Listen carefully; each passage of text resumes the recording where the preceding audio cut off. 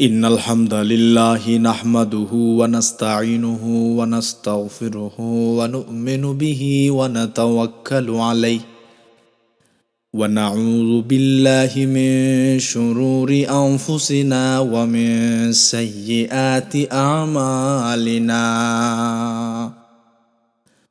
من يهده الله فلا مضل له ومن يضلله فلا هادي له ونشهد أن لا إله إلا الله وحده لا شريك له الذي أرسله بالحق بشيرا ونذيرا وداعيا إلى الله بإذنه وسراجا منيرا فقد قال الله تبارك وتعالى في شان حبيبه ومعشوقه مطبرا وآمرا إن الله وملائكته يصلون على النبي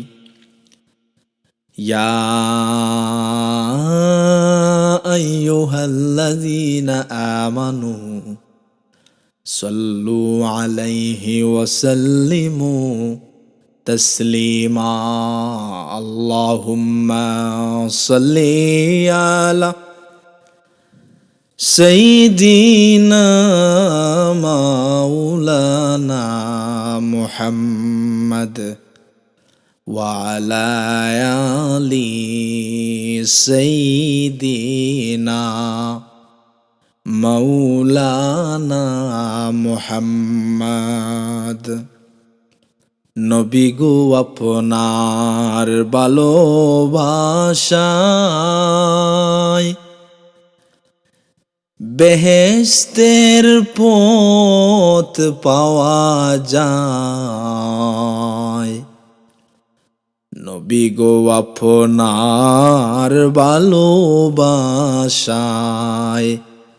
আল্লাহর ওলি হওয়া যায়। আল্লাহুম্মা সাল্লি আলা سيدنا مولانا محمد وعلى آل سيدنا مولانا محمد। হাজিরানে কেরাম, পৃথিবীর নানা প্রান্তর থেকে যারা আজকের এই ভিডিওটি দেখছেন, রব্বে কারীমের দরবারে ফরিয়াদ করি আল্লাহ পাক আপনাদের সবাইকে ভালো রাখুন।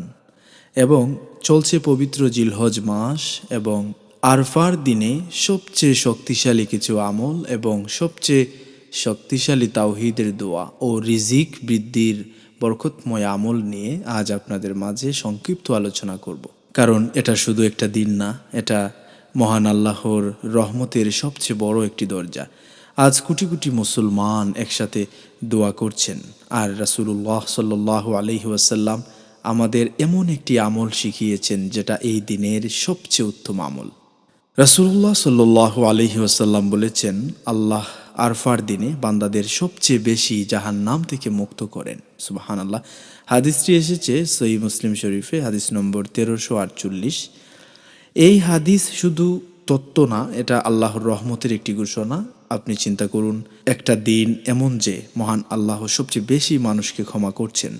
এর মানে হলো এই দিনটা হলো রিসেট ডে বলতে পারেন, যেখানে জীবনের ভুলগুলোকে আল্লাহ পাক রব্বুল আলামিন মুছে দেওয়ার একটা সুবর্ণ সুযোগ দিয়েছেন। তো এই দিনে আসলে আপনার আমার কি করা উচিত, কোন দোয়া কোন আমল বেশি বেশি করা উচিত? আমরা যারা হজে যেতে পারিনি, আমরা যারা এখন পর্যন্ত মহান আল্লাহর পক্ষ থেকে সেই তাওফিক পাইনি বা সেই সুযোগ পাইনি, যার কারণে আমরা যারা যেতে পারিনি, আমরা আসলে কি করব, কোন দোয়া পড়তে পারি এবং রাসূলুল্লাহ সাল্লাল্লাহু আলাইহি ওয়াসাল্লাম আমাদের কোন দোয়াটি পড়তে বলেছেন? রাসূলুল্লাহ সাল্লাল্লাহু আলাইহি ওয়াসাল্লাম বলছেন, সহিহ তিরমিজিতে হাদিসটি হাসান, সহিহ তিরমিজিতে এসেছে হাদিস নাম্বার 3585 নম্বর হাদিস।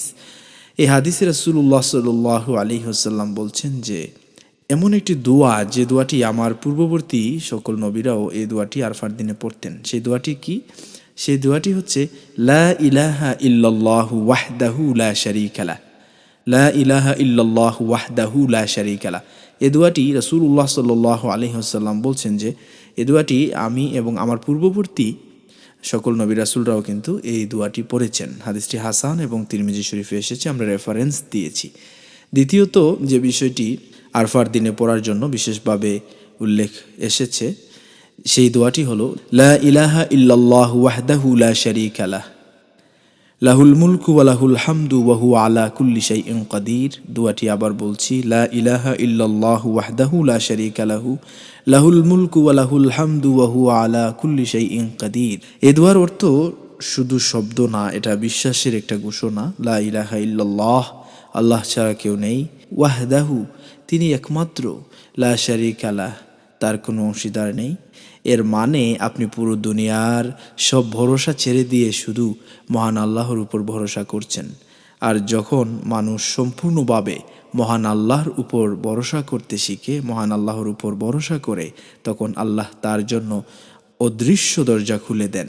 যে দুটি দোয়া আমরা আলোচনা করেছি, সেই দুটি দোয়া সহিশুদ্ধভাবে যারা শিখবেন এবং আমল করবেন আরফার দিনে সহ পুরো জিলহজ মাস জুড়ে এই আমলটি, এই দোয়াটি যারা পাঠ করবেন, বিশেষ করে আরফার দিনে এই দোয়াটি পড়ার জন্য বিশেষভাবে রাসূলুল্লাহ সাল্লাল্লাহু আলাইহি ওয়াসাল্লামের বর্ণনা থেকে আমরা জানলাম।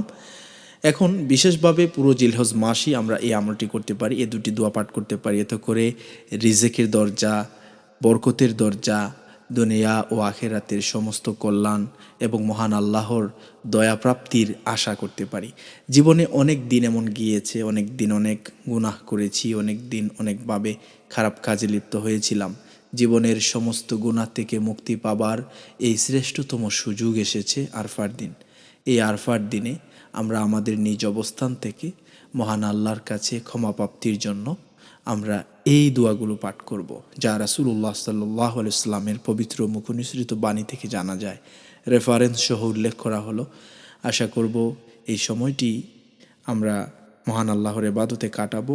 এবং এর আগেও আমরা ভিডিওতে আলোচনা করেছি জিলহজ মাসে নফল রোজা রাখার, বিশেষ করে প্রথম 10 দিনের বিভিন্ন প্রকারের উপকারিতা নিয়ে আমরা আলোচনা করেছি। অবশ্যই নফল রোজা রাখবেন এবং নফল ইবাদত করবেন। এই জিলহজ মাস একটি বরকতময় মাস। রব্বে কারীম আমাদেরকে পবিত্র মাসের নেক আমল করে দুনিয়া ও আখিরাতের কল্যাণ দান করুন, মনের আশা পূর্ণ সহ রিজিকের দরজা খুলে দিন, সে আশাবাদ ব্যক্ত করছি। ওয়া আখির দাওয়ানা আনিল হামদুলিল্লাহি রাব্বিল আলামিন।